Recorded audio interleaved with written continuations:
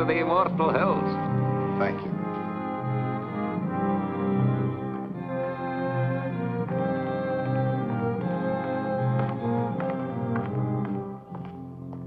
So, by way of making you feel right at home, Bobby, Mr. Chairman. Come along, sir. After you. This is your place now, you know. Of course, it isn't as if you was any stranger here, Bob. Yes, but somehow this place all looks different to me. Like I never saw it before. Well, maybe I never had to. It's cold as an icebox in here. Oh, that thing hasn't worked in years. Cement holds the wet, you know, makes the air a wee bit Christmassy. Won't bother you none once you get down to work. I'm not sworn in yet. Oh, that's only for show, sir. Now, let me see if I got the list of committee men right. First, Chairman Robert Kraft, yourself. Mr. Honiger, Treasurer, your Uncle George, Secretary, and of course Mr. Trowbridge and Mr. Bates, making 5 in all, right? Right. If you can find me at any time, my dwelling straight across the boulevard, opposite the gate. Makes it nice, living so close to my work. Now, would you like to see the sights, sir? Give the roof a chance to catch the heat. Mm-hmm. If you care to make a tour, it's a bit warmer outside. That's quite a map. Oh, yes, sir. That's a map of the entire cemetery, down to the weeest speck of dust. Here we are, and here's my shed with the roast stone, and there's the gate you come in. Certainly kept it up to date. There's a new mausoleum on there already. Aye. Oh, yes, sir. This map's going to be a big help to you, Bobby. Suppose you got a customer and you want to know what ground we can show him. This is where the map comes in. One look and quick as a wink, you know who's where and what's what. It's them pins that makes it so easy. The black ones stand for the ones that is already there, and the white ones for them as has made their arrangements for the future. Now, for example, here's my place. Lovely, isn't she, Bob? There. Sun in the morning, but gets those trees to give shade in the afternoon heat. McKee, you've been on this job now 40 years, right? Aye. Well, I guess the committee's right. It's high time we retired you. Nothing to worry about. Full pension. You draw the same check every month. I'm to be paid for nothing from now on. No, you're to be paid for 40 years of devotion. And that's something. Anyone in mind to replace you? Oh, I hadn't given it much thought, sir, but, there must be plenty of young and hard-muscled toffs would give the right teeth for my shoes. It's a lovely place to work. You're outside, near Mother Air. Well, let me know if you find somebody. Oh, I will. Yes, sir, that's quite a map.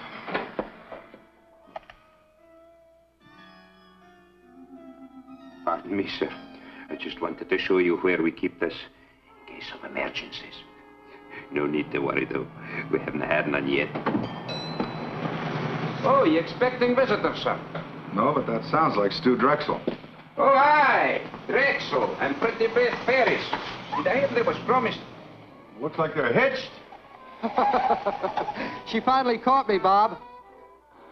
Bethy, many happy returns of the day. Stu, that's a great place you picked for a honeymoon. Oh, marriage has made me conservative. How about it, Mrs. D? Can I carry you over the threshold? I still don't think it's so very funny. I think it's positively awful if you really want to know the truth. Oh, Bethy, don't be that way. What's the trouble? How would you like to get a cemetery plot for a wedding gift? Now, Bethy, you know Pop never meant it for a present. It's just a formal, legal sort of thing. You see, Dad left part of my inheritance in trust for when I got married. One of the provisions was that myself and my wife had first-class accommodations here at the Immortal Hills. Doesn't cost us a cent, but we have to buy the plots before the bank will let me have the cash. You know, Dad, he never did consider me much on responsibility. He was a very smart man. Oh, aye, that he was. And though a bonny bride should have her thoughts far from doom, it's a lucky girl whose father-in-law provides from the beyond for her future. Isn't he sweet? Thanks, Scotty. Bob, give us a couple near the old man, will you? And call up Owens at the bank in the morning so I can cash a check. I don't think it's funny at all.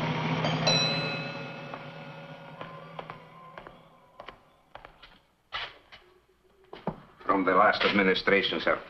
Folks get a wee bit rocky when they come out here sometimes. Best to be prepared. Down the hatch.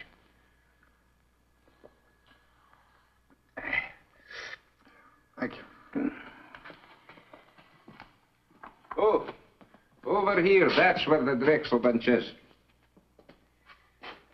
It'll get so you'll love it out here, Bobby. It's a fine and green and lovely place. A fine place to slip away from the cares of the world. Slip away and live a wee bit.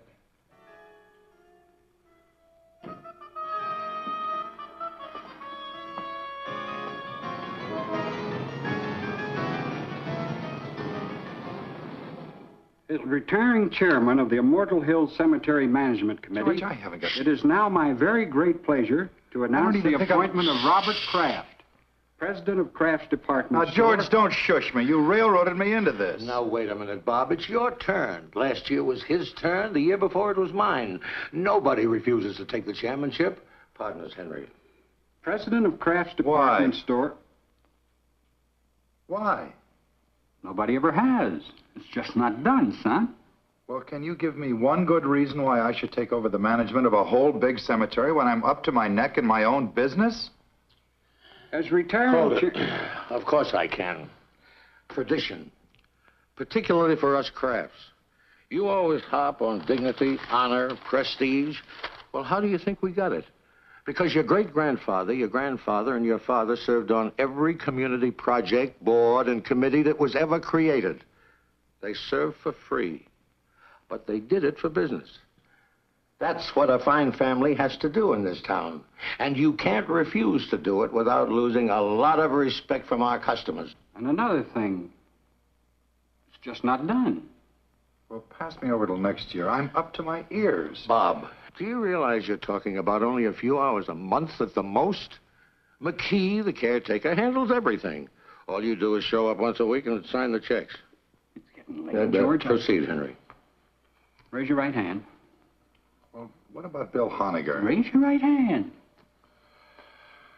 Do you, Robert Kraft, swear to discharge the duties and responsibilities of this office faithfully and completely to the utmost of your abilities? I do. Congratulations, Bob. Thanks, Mrs. Trowbridge. Thank you, Uncle George. Okay, Miss Lane, you can put through his calls now. Thank you, Mr. Watson. I'll ring him for you now. Hello. There's a guy named Watson on the phone. Says it's urgent. You know him? Of Olds and Watson? Olds and Watson, you know. Oh, the Undertaker's swell. Hello. Well, thank you very much, Mr. Watson. I'll do the best job I can. Yes, sir. Oh, you're kidding. Well, sir, don't worry about it. I'll take care of it myself. I'll be there within an hour. Yes, sir. Thank you. Well, what about this ad? I have to wait. I'm sorry.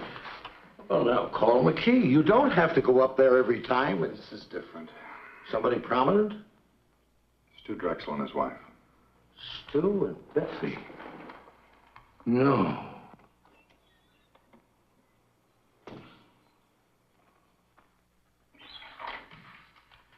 Hi. Hi, Jess. McKee, this is Mr. Jessup of the Milford Herald. Hi, Jessup. Oh, the west slope between the Pattersons and the Fenleys. What else is new?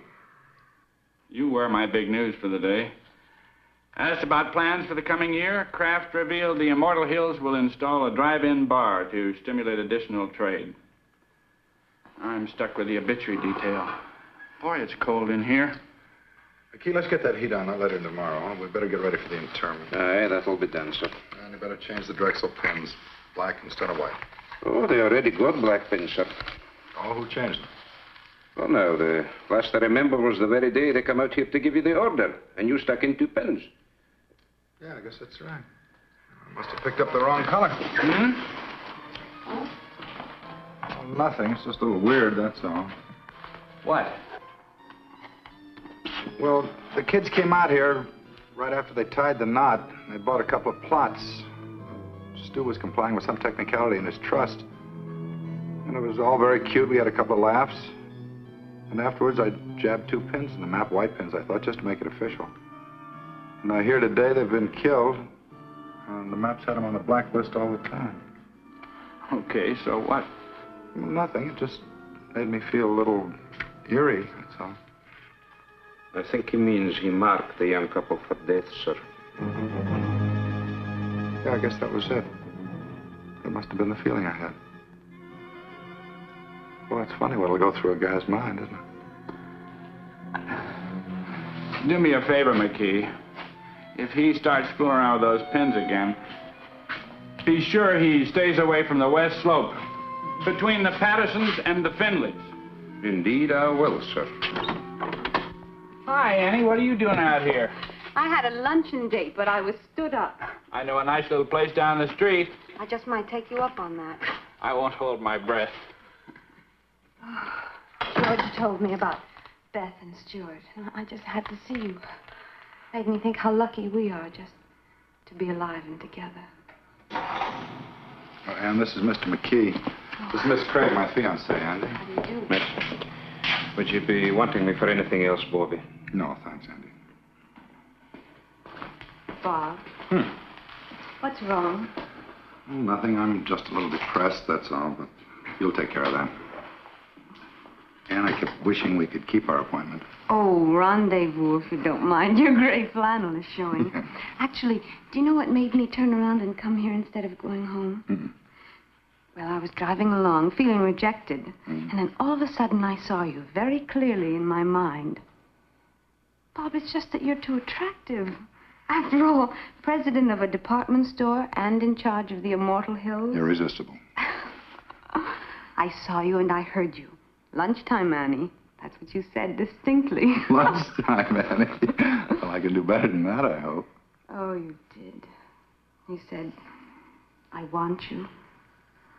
And I need you, and a whole lot of lovely things I'd be embarrassed to repeat. Yeah. You know, just about the time you were seeing me, I had you on my mind. That's amazing. No, I mean it. And I don't blame you for not wanting to repeat what I was thinking. We better go to lunch or get married. Or I can just as easily join Jess at that little spot down the road he spoke of. We regret the management does not permit exchanges once the merchandise has been purchased. Then I'll freshen up.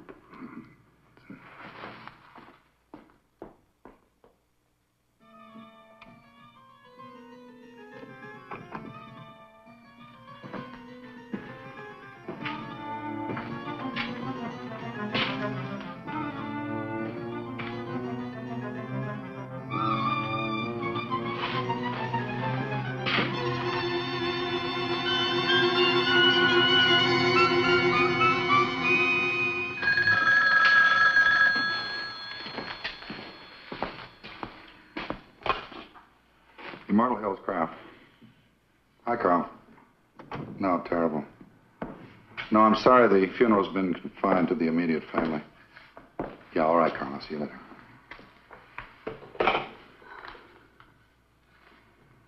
No, no.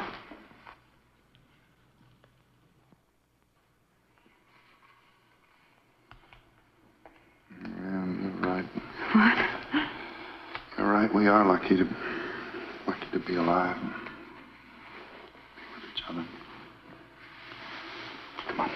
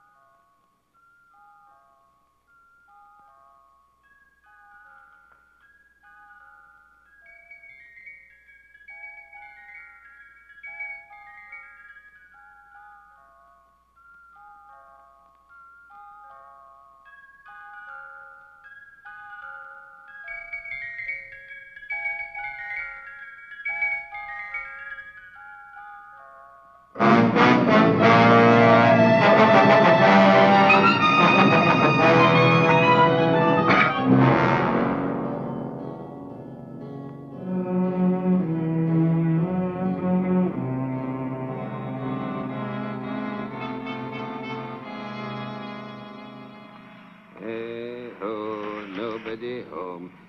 Eat nor drink nor money have none. Still, well, Hey, Bobby!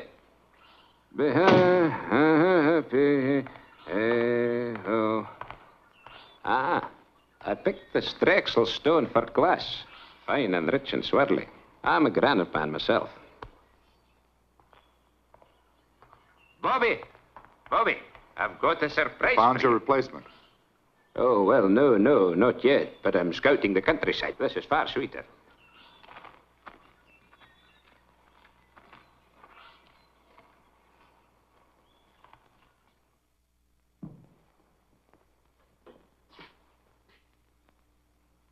This is what I call getting things done.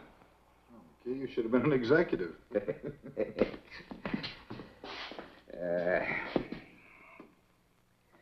Hey, best take off your coat, Bobby. You'll be getting overheated.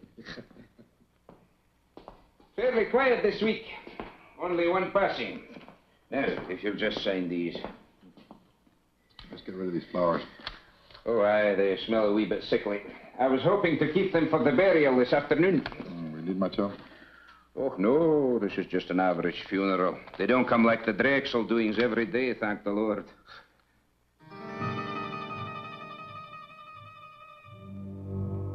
McKee, this bill for W. Isham. What's it for?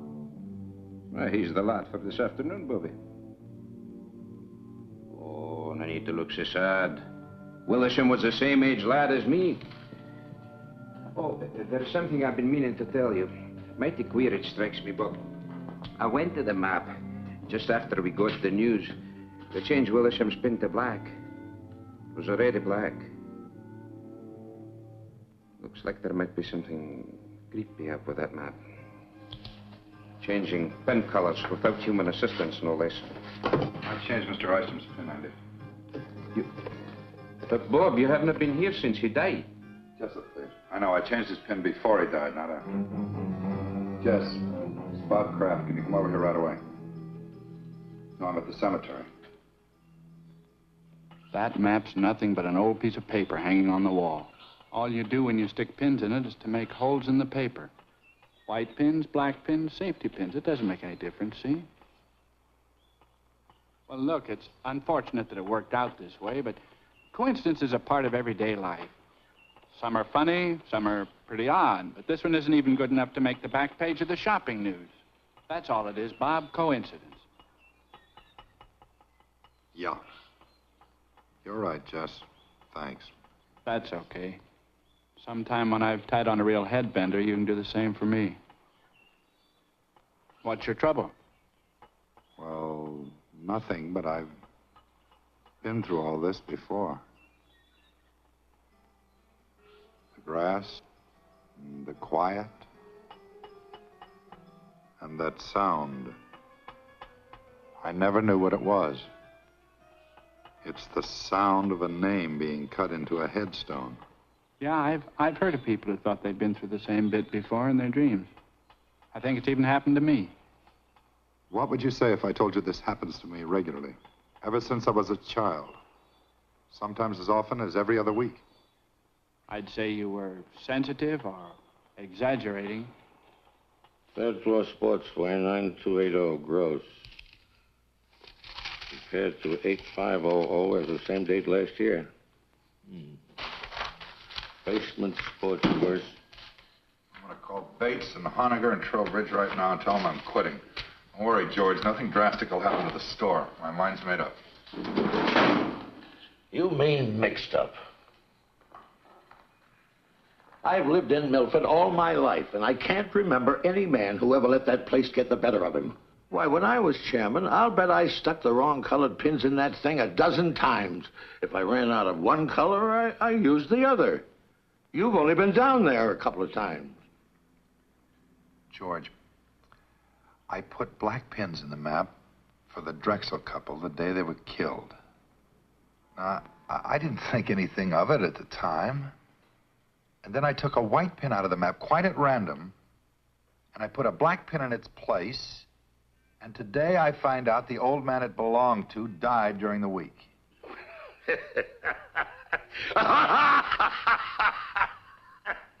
Bob, that's terrible.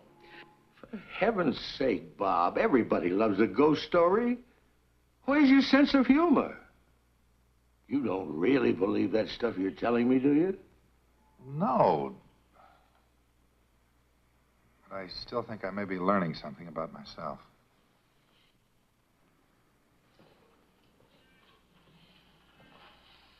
Where are you going? Oh, I think I'll just take a run out to the cemetery. What for? Sounds like it might be fun. After all, I've been trying to find some way to wipe out our competition for years. Good night, George.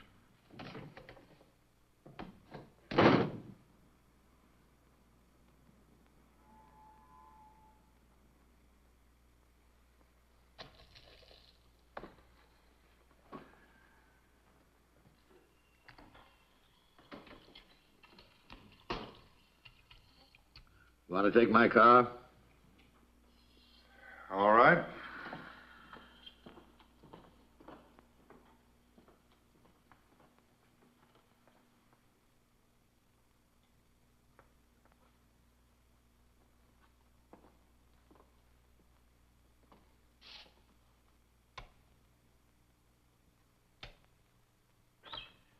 Won't be but a moment, sir. No, don't bother, McKee. I think I've got it.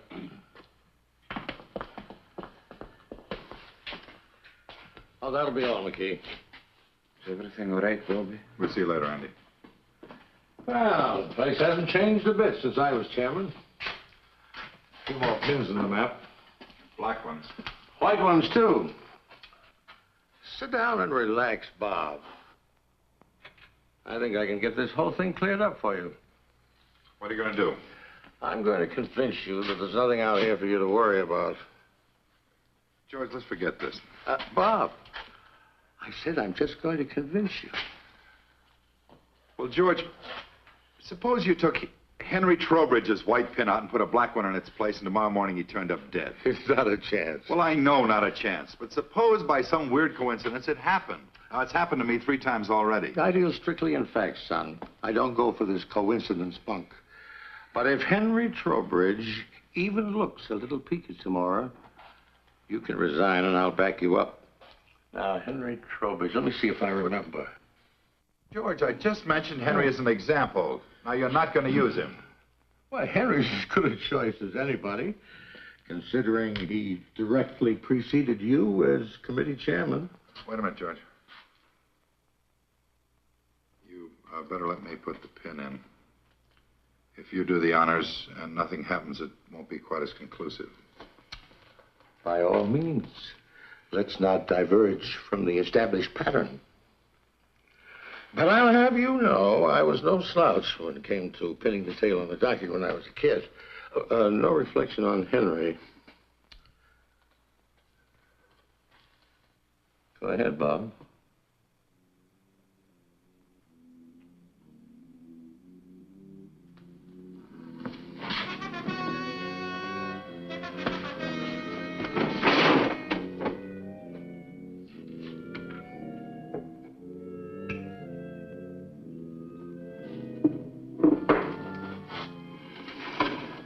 Call Henry and tell him what we did. He'd only think we were kidding. No, he'd believe you.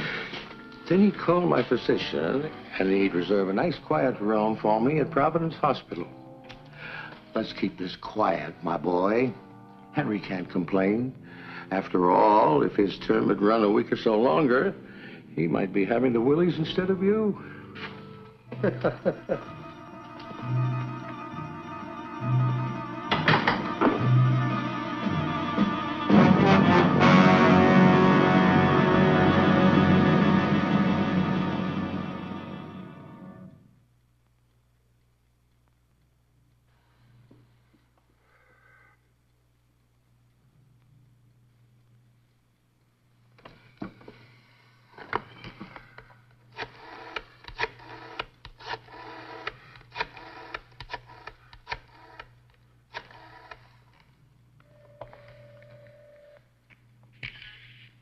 Hello, Miss Trowbridge. This is Bob Kraft. What are you doing up so late?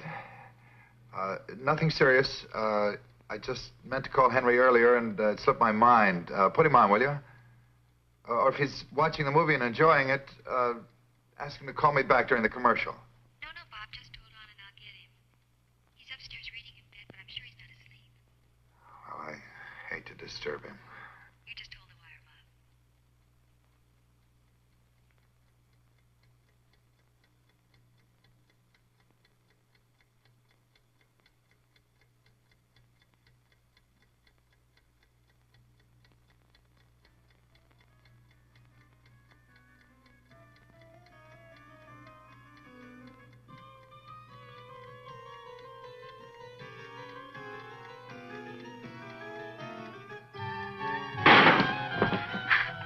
Hello, Henry?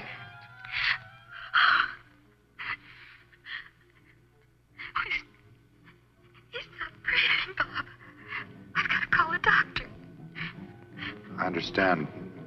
I'll hang up right away. I'm terribly sorry.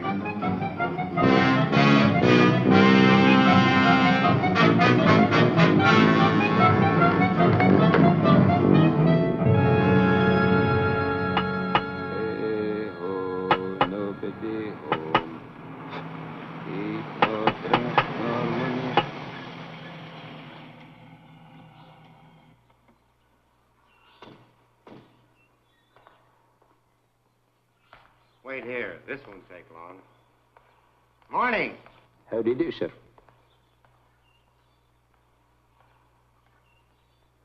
Well, I don't understand it. Jess said he'd be here in 20 minutes. Lieutenant Claiborne? So that's it, huh? Sure big enough. There are the black pins, eh?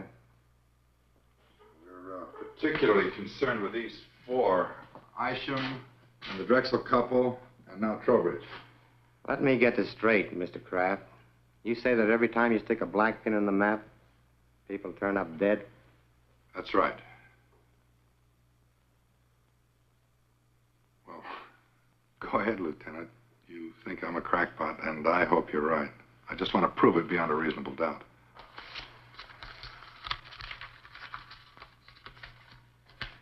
Stewart and Elizabeth Drexel, DOA, emergency receiving hospital, result of highway collision. William Isham, cause of death, cerebral hemorrhage. Henry Trowbridge, coronary thrombosis. Well, the rule is this. Where no evidence of homicide exists on initial investigation, the matter will be dropped. Investigated and found nothing. Sorry. Jessup? What's new, or should I say real? Nothing like murder, if that's what you're after. I'm sorry Bob saw fit to disturb you, Lieutenant. No harm done. What do you make of it, Jess? I keep telling him it's just coincidence. Yeah. If I were you, Mr. Kraft, I'd take a week or two off. Take it easy. You forget all about it. If you're going to use the story, kindly refrain from mentioning my name. I know. Lieutenant Claiborne, with an E on the end.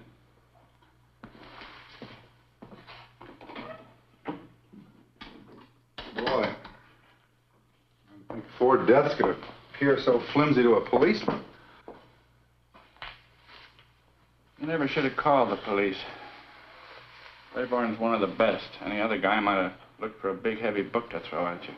Yeah, maybe you're right. On the other hand, maybe that thing's dangerous. Really dangerous. Or maybe the element of danger is in a man. In me. Bob. Is there something different about me, Jess? I'm really beginning to wonder. Hey, buddy. If there is anything to this map bit, don't go blaming it on nameless forces. Maybe somebody's trying to scare you. Could be you got an enemy or two.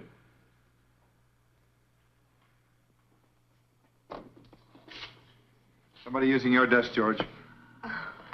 He came in to keep me company, darling. That was very sweet of him. Oh, darling, you must be dead tired. I'm all right. No sleep, and then to have to go back I'm out all there right. again? There's no crime in needing a good rest. George, I've got some correspondence to take care of. I've already taken care of your mail, and I took the liberty of making reservations for you. Flight 33, leaving for Miami at 5:45. My pal Sanford owns one of the finest hotels on the beach. George, thanks anyway. There's nothing I'd rather do, but I can't possibly go now. Bob, I gave you my word. If anything happened to Henry, you could resign. I talked to Charlie and Bill Honiger, and they understand completely. It's all fixed, son. The situation's changed. Until this thing's cleared up, I'm not about to resign. Oh. Now, will you tell the others? Ask them to meet me here in my office, 7:30 tonight. Awfully short notice. The committee can't just ignore what's happened. I guess you're right. Darling. And I'm sorry, I didn't mean to snap at you. Now, why can't you resign?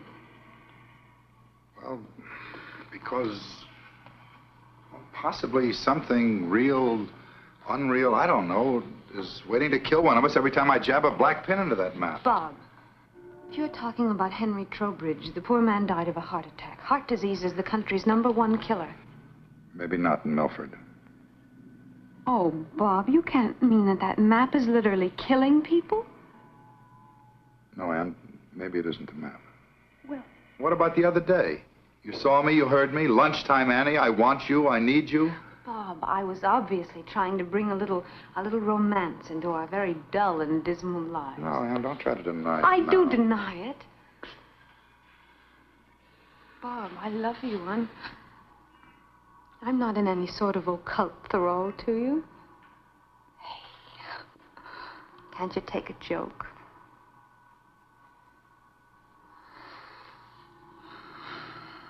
All right, then I was lying too. Does that bring you back to reality again?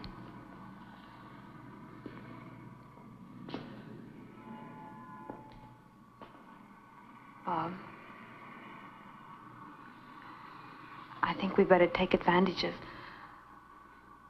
of those plane tickets. George's Mr. Sanford's could be best man. The offer's awfully attractive. I love you so much. And if you're going to cry, do it someplace else.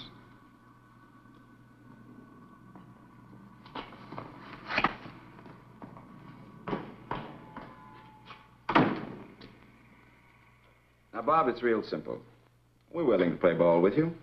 If you want to remain chairman of this committee, we wouldn't think of trying to dissuade you, because we have confidence in you. Full confidence. All the confidence in the world, Bob. Now, all we want before we break this up is a promise from you, Mr. Chairman, that before you turn in tonight, you'll go out to the cemetery. Now, let me finish. You'll go out there and change my white pen to black. And Charlie's and George's. Just as simple as that. And then go home and go right to bed. No, sir. You're not the committee, Bob. You're only our chairman, with the duty to carry out the will of the majority. We feel that you should do as Bill said, because it'll put an end to this business once and for all. Otherwise, we'll do the resigning right here and now. Well, let me sleep on it. Let's all sleep on it. I don't think you people realize what might be involved here. Motion defeated. Tonight. Well, your devotion to the principle of majority rule moves me deeply. Okay. And good night.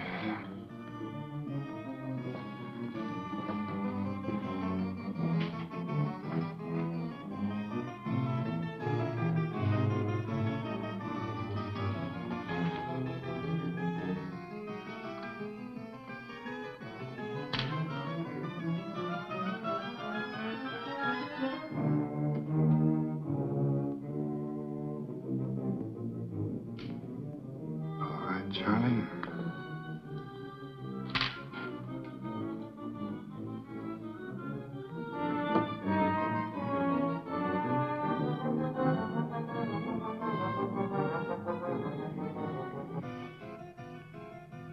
Here goes nothing, Uncle George.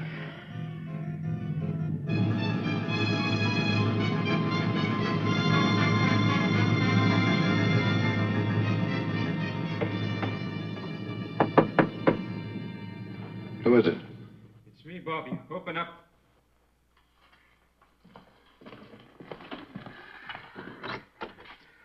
I seen your car lights from my window driving through the gate, so I come running. You needn't have bothered McKee. You put in a full day already. Now, I'll see you tomorrow. No. Bobby, please. Bobby, listen. When you locked and bolted this place, I said to myself, now there's a man who knows his business. That's what I said. He may not know everything what's behind it, but he knows when a thing's to be fooled with and when it's to be left alone. There's nothing to fear with a man like Bobby Kraft at the tiller. That's what I said. Well, that's fine now. You run along home and don't worry about a thing. Nothing's going to happen to you. No. Please. Bobby, lock this door again and send yourself home. Or else, who can answer for what may happen to the whole miserable lot of us? It'll have to be open sometime. If I don't do it, they'll get somebody who will. Good night, Andy. Good night.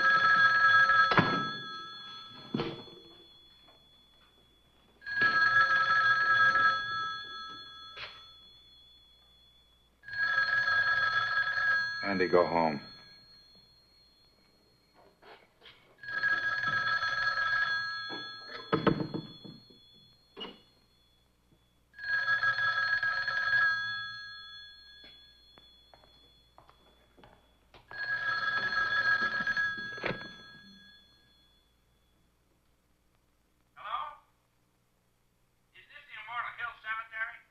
What do you want, Jess? Bob? Why didn't you answer me? I've been looking all over town for you. I'm calling from your place now. What are you doing at the cottage again? Haven't you had enough for one day? Jess, I think I've done something terribly wrong. Hello, Pete. What are you talking about? Well, we had a meeting of the cemetery committee after closing tonight. Bill Honegger, Charlie Bates, and George, everybody. And they voted to make me come out here to the cemetery and stick black pins in the map for each of them. Just like it was some kid's nightmare. So I did it. Jess, there's a black pin in that map for Charlie Bates and Bill Honegger and George. And if anything happens to them, to any of them, it's my fault, nobody else's. Nothing's going to happen to them, Bob. As a matter of fact, I think they did you a big favor. I've never heard of a coincidence involving 3 people dying all at once. By tomorrow at this time, this whole big worry of yours will do nothing but a lot of hot air. Well, I hope you're right, Jess. I guess there's nothing for me to do but see this thing through. I think I'll check on him myself and see... Bob? Bob?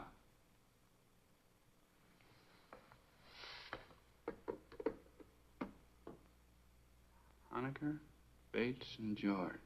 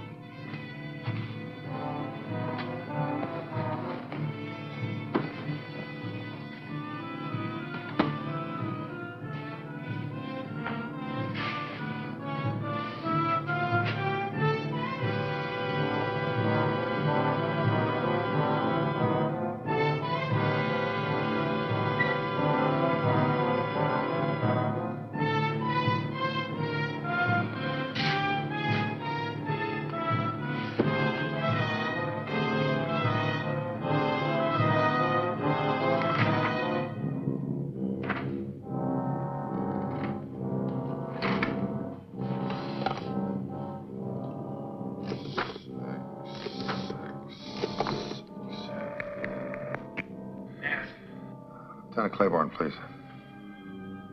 Homicide. This is Homicide, Sergeant Greer. Lieutenant Claiborne, please. Not here. Can I take a message? Sergeant, this is Bob Kraft, Kraft's department store. Oh, sure. Oh, wait a second. Wait a second, I'll check. Mr. Kraft, are you calling on police matters or is it just something personal? Well, it's a little bit of both, Sergeant. Drive at Adams 1311. Thank you.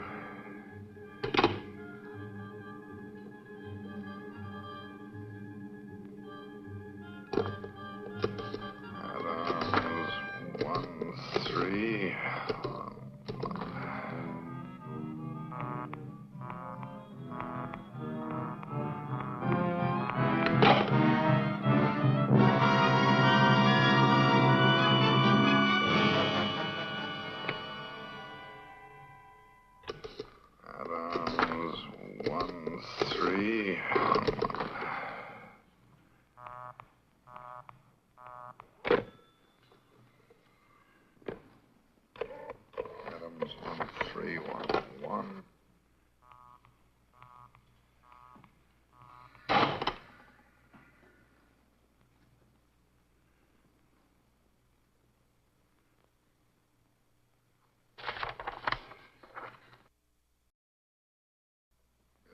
Honegger, Adams 1311.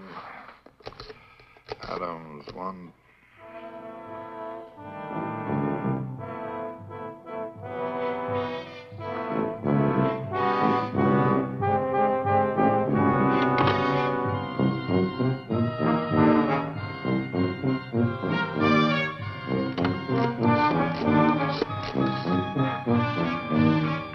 Give me homicide. Yes, sir. What was that? This is Bob Kraft speaking. I can't get through to that Adams number. Oh? Claiborne's at that number, and it's imperative that I speak to him right now. Well, sir, just a second, sir. I think he's reporting in on another line. They've been trying to get you, but your line's been busy. Hang up and I'll call you back right away.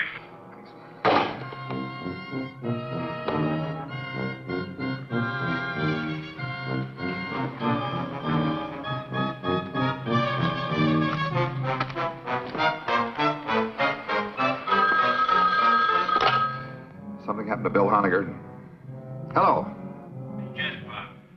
Jess, I'm expecting a call from Claiborne. Hang up. Call me back in 10 minutes. Claiborne's with me. Let me talk to him. He's not here now. What's wrong, Jess? Bill Honegger's dead. As soon as I found out, I routed Claiborne out of the sack and filled him in on the whole wild story. We were over at Honegger's in 10 minutes with 2 squad cars detailed to cover Charlie Bates and your uncle. How did Honegger get it? Well, he didn't. That's the trouble. What? Poor guy just dropped dead. Nothing out of the ordinary. Bates? Charlie Bates? They found him in his apartment. Say it. No homicide. He just stopped breathing. George? George, yeah. I called and told him about Honegger before I left for Claiborne's. By the time the police got there, George had already left. Well, they'll find him, Bob. Don't worry. I'll be waiting for word about George. Let me know.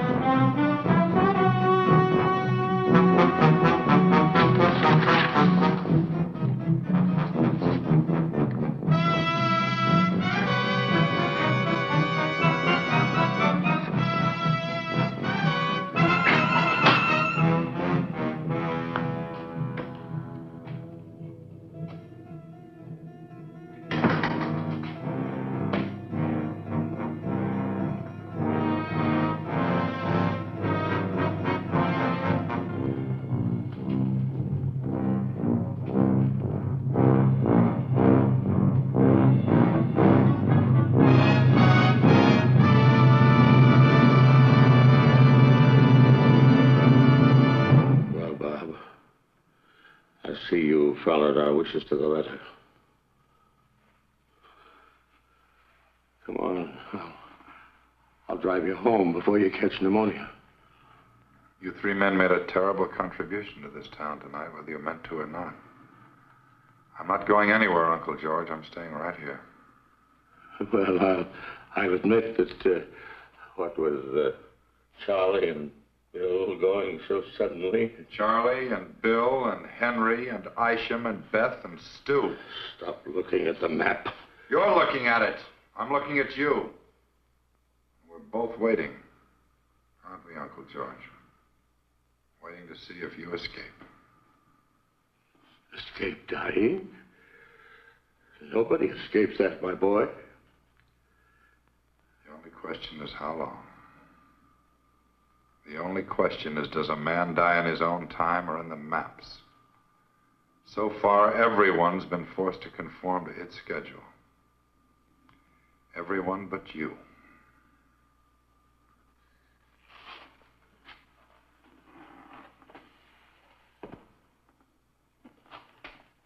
That puts me back on schedule. My own schedule. If it makes you feel any better.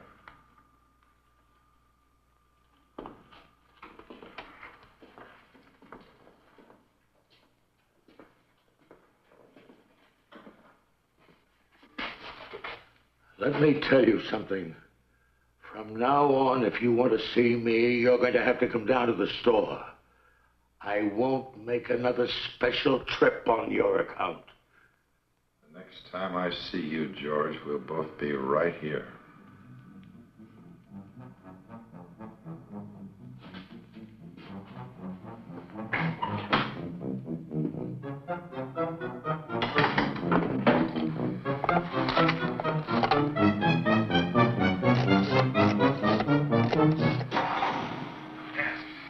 Homicide. Homicide. This is Robert Kraft out at Immortal Hills. Bourne speaking. Lieutenant, my uncle just left here. I think under the circumstances, the least you can do is put a man on to watch over him, no matter how ridiculous the situation seems to you. Thanks a lot, Mr. Kraft. We'll take care of it right away. He's wearing an overcoat over his robe and pajamas. We put a description of the wire quite some time ago. And you do think there's danger? Sergeant Kraft, George F. driving east on Bunker Hill. Road from destination Manor Apartments, We'll have your uncle safe and sound in 10 minutes, Mr. Kraft. You'll hear from me.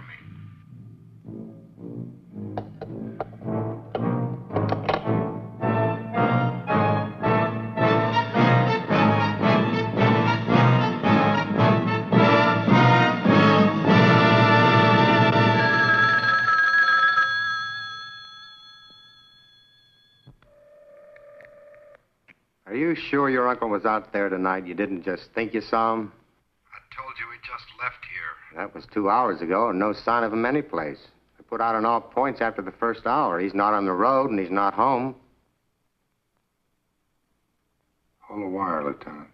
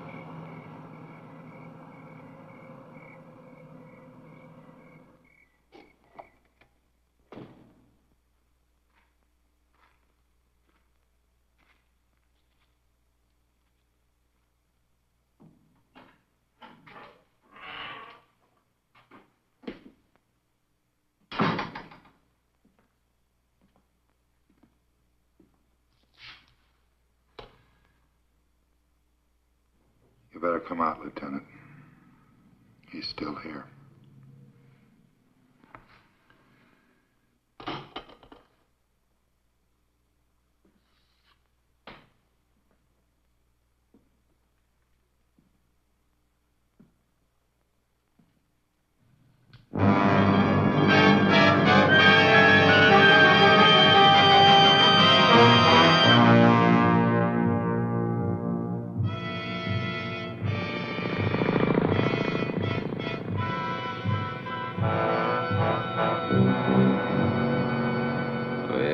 All the day, Randall, my son, where have you been all the day? Andy! Someone, I've been out hunting, mother. I've been out hunting, mother. Make my bed soft, mother. Make my bed soon, for I'm sick. Andy!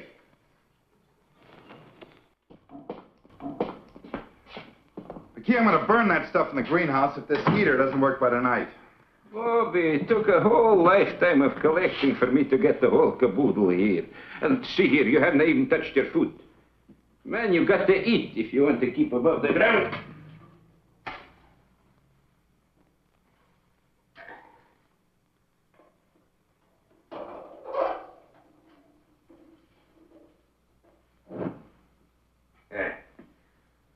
Lights for me, Bobby. Of course, I can't answer for what happens after sundown.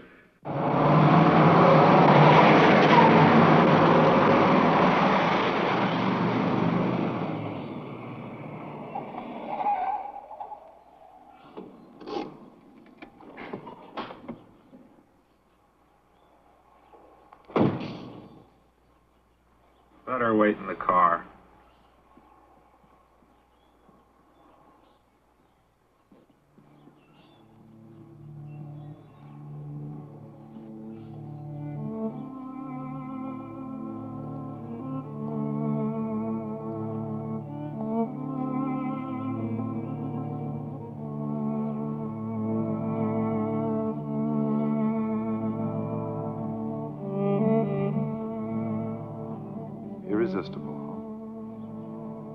Aren't I crazy?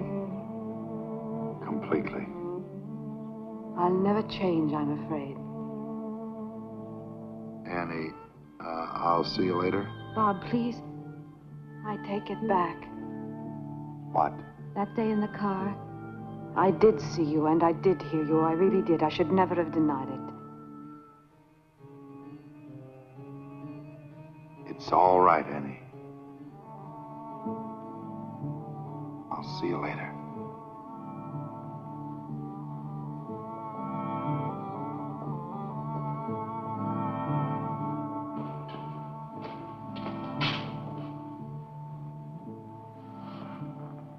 You've a party named Jacob Mittel someplace in the map? M-I-T-T-E-L. William Porter? Sure. You know him? Yeah. We contact the French designers through Mittel. Matter of fact, he's in Paris now. Better strike him out. Jenny? Go ahead.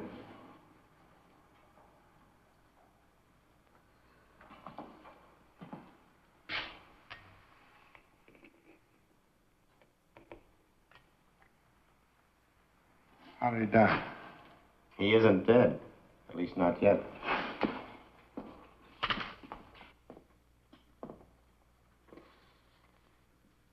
I know what you're thinking, Mr. Kraft.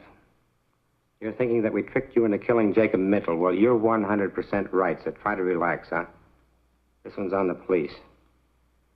You see, Jacob Mittel's in the prime of life. No previous major illnesses, no record, life expectancy, exceptionally good. And he's in Paris with all that ocean water to protect him from this mess. Up until now, all the deaths have been confined to the local area. If it strikes somebody on another continent, then we've really found something. I knew I should have gotten rid of those pins 4 days ago. Even the map, the whole thing, out. What I want to know is, what are you going to tell the district attorney is responsible for these deaths? We gave this case a real full-dress investigation, Mr. Kraft.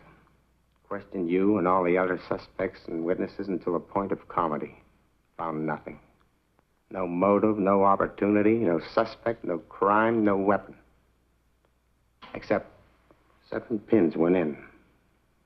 And the 7 people died. Not 1, 7. Who put in those pins? You did. All 7. Other chairmen and so on have been putting pins in that map for years, and nothing happened. But with me, it isn't impossible for a certain kind of man to be endowed with powers that nobody had ever dreamed he could have. A lot of scientists claim that. Maps and pins can't kill alone. The power of a human brain has to be behind them. Like in the Indies, I guess, those voodoo dolls you hear about. Witch doctor sticks pins in the thing until the guy in question is jinxed into dying. Of course, I know he didn't mean to kill anybody.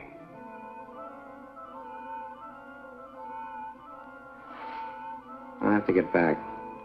You'll hear from me the minute we get word.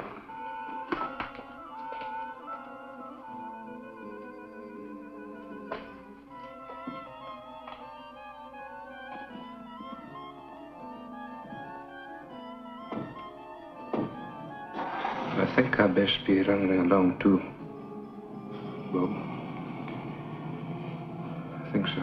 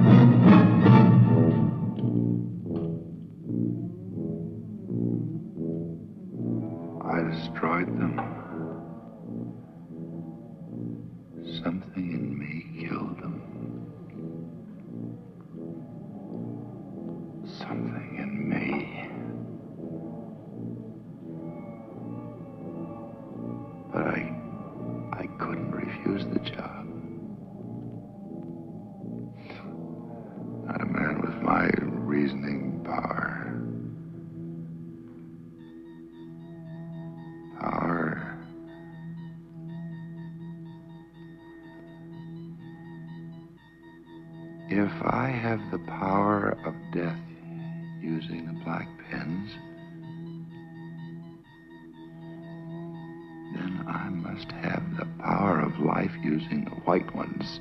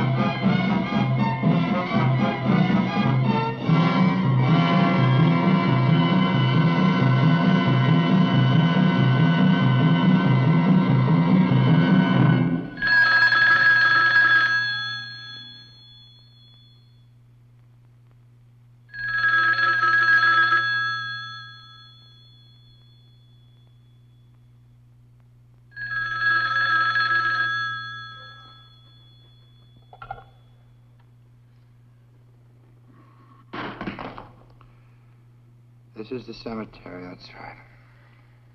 This is Rosamund Middle. Rosamund, I don't... Yes. Can't you hear me? This is Rosamund Middle. Jay's wife. Rosamund, yes. Just received a cable, Bob. Can't you hear me? He just received a cable from Paris, France. That's right. I'll read it again. Regret. Jacob W. Middle died in Hotel Royale. Body awaits disposition. Signed American Embassy, Paris, France. He died there. Died in Paris, France. Died. Jacob W. Middle. Impossible.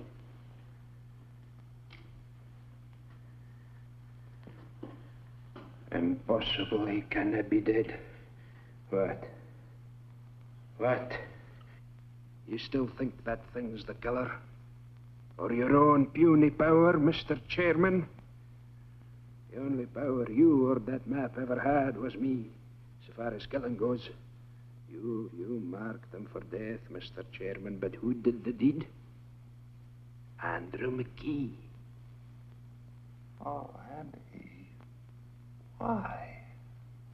You and your high and mighty committee, turning out a man with 40 years of service on the grounds. 40 years. I told you, Andy, a full pension. It isn't cash what keeps a man going, lad. What keeps his feet on the ground and keeps him on the job till the Lord makes him quit. The Lord, but nobody else. This is my hills, my lands, my activities. Aye, we come a long, dark road to put this gun to your head, Bob. Andy, we never tried to take anything away from you. I made sure of that. I snuck up on each one of them in turn when they was alone and held them fast like so until they went. Aye, even big old George, your uncle, left as easy as a baby. Middle. That doesn't explain what happened to Middle. Middle's dead. Will you stop that confounded talk, man? That map's not but a doodad. You fool.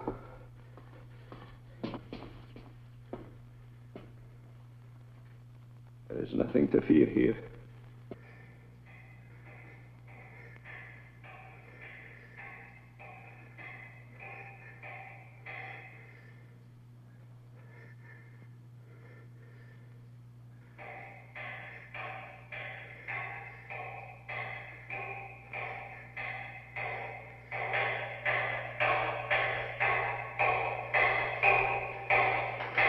That map.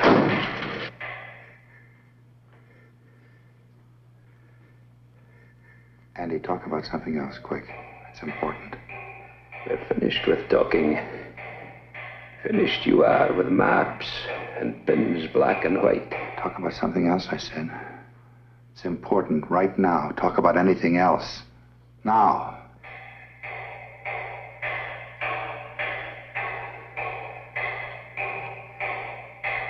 Why? Because I caused you to kill those people. Andy, you better get this straight right now. You heard that lieutenant. It's possible for some people to have things inside them that make other things happen. Nothing is impossible for a man like that if he thinks about it hard enough. I know you, Andy, you're no killer. I made you do it. You talked me into killing them? Then they could all be back. Andy, I never knew it. How'd you come for that? That noise. Can't you hear it?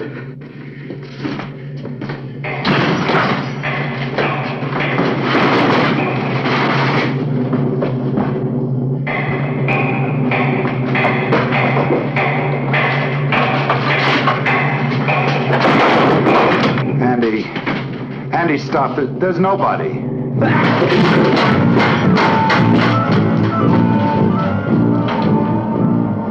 They could all be back. They could all be back. Stop.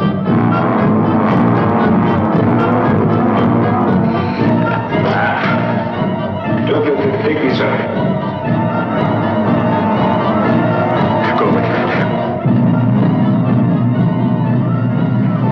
You should have stuck in the white men's fort, but now it's too late. Too late.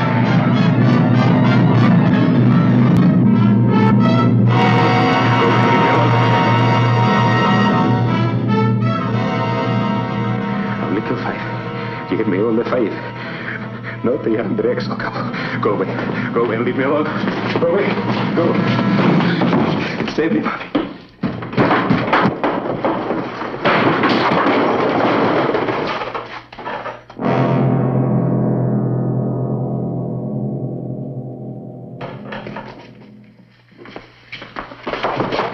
He's dead, Lieutenant. All right, forget the normal procedure. Get him out of here.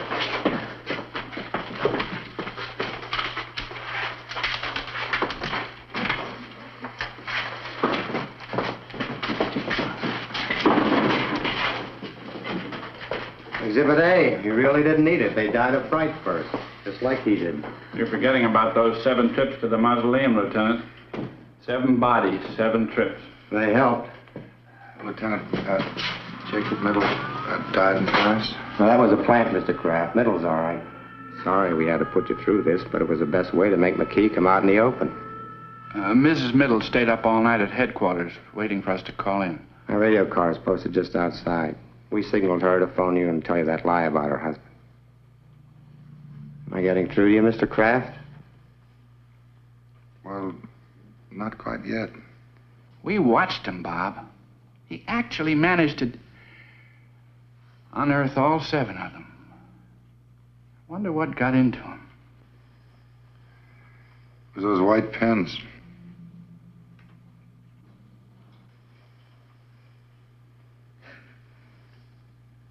It was.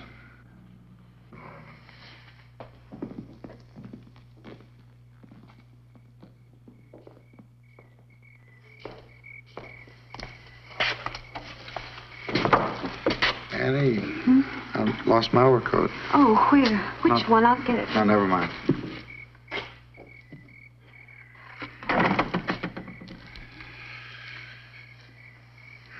I think I can find it myself.